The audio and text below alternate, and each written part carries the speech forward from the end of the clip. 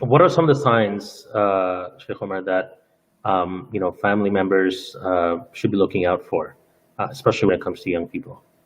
So self-harm is a result of, again, emotional distress. So you're looking at signs of depression, and what signs of depression are, or severe anxiety, are, severe weight gain or severe weight loss.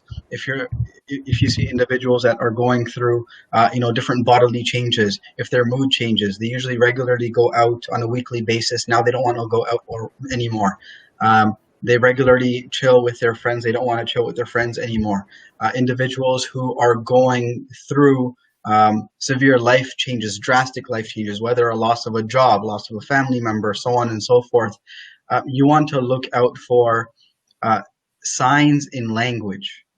I'm not feeling too well. I don't think I can handle this anymore. I just wish I was dead, so on and so forth.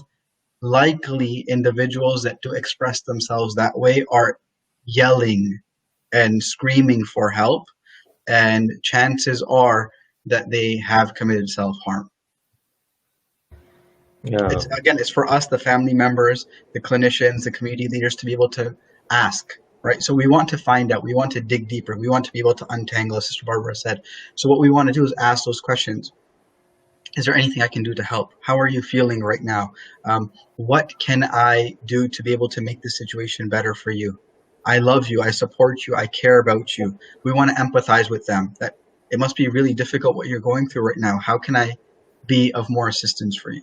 Right. And Mhm. we want to show that empathetic ear by listening, active listening, being present, just being there as a confidant, as a friend, as a person with them on this journey because of their isolation, their loneliness. Being present with them means the world to individuals going through this crisis because of their isolation and loneliness. Mhm.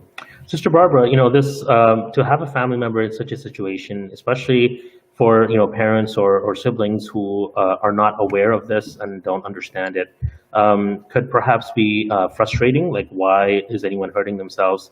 Why can't you understand? So, what are some of the behaviors perhaps that family members should be careful about, or friends should be careful about, that So, they should not be doing, okay. dealing with the So the person first with? thing when I was hearing Sheikh Omar is yes, this type of support, and it's very hard. If you're a parent, the first thing you want to do is freak out and get very distressed, and also maybe give them a lecture and tell them this is haram, and Allah will be angry with them, whatever it is, because you just want it to stop.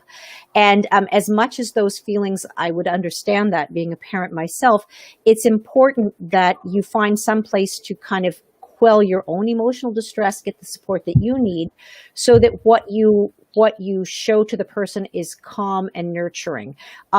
They don't need to be told that it's haram. They probably know that already, that we're not supposed to hurt ourselves, because it's not something that's a conscious choice to say, I'm going to do something that I know is wrong. It's coming from another root. And so I think that the other thing is any type of negative behavior. We have this, I think, in terms of dealing, for example, with substance abuse addictions. Motivational interviewing is often used because the person will have both of those conversations going on in their head, that something is good and something is bad. So when you come at a person telling them, like all the reasons why they shouldn't be doing this, you may not realize it, but you've pushed them in their mind to all the other reasons of why they need to be doing this and what this does for them. So whatever you can do to not show your emotional upset or give some kind of lecture to the person, that will help you to at least not kind of shut them off. The other thing is that when you can envision, or when you can convey confidence that the person does have the ability to get better. So yes, they're in distress, you take that seriously, but you also know that they have the ability to heal, and so you're going to work together.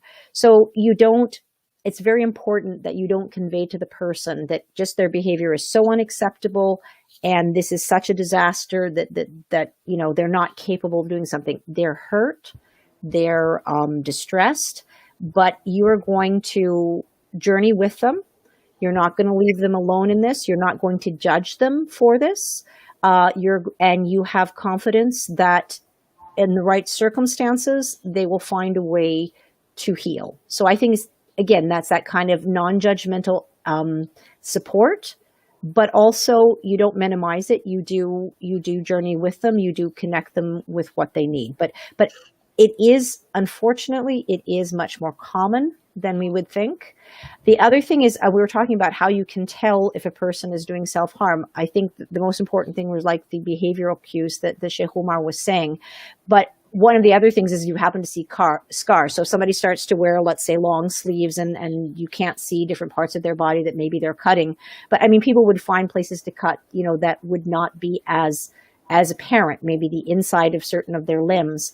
The other thing, though, is cutting. Depending on how people are cutting, the cutting is often in a way that it's not meant to.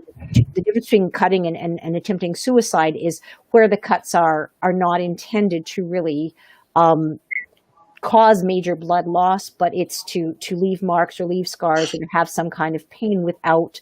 So the direction of the cutting and things like this is also something that a clinician would look at and understand that this is not the same thing as attempting suicide. So again, as a parent, you see this and the first reaction may be to really panic, but realize that this is something that, again, can be dealt with step by step. So try not to overreact, or get the support that you need so that you can then come there with that sort of calm, non-judgmental, empathetic support for the person.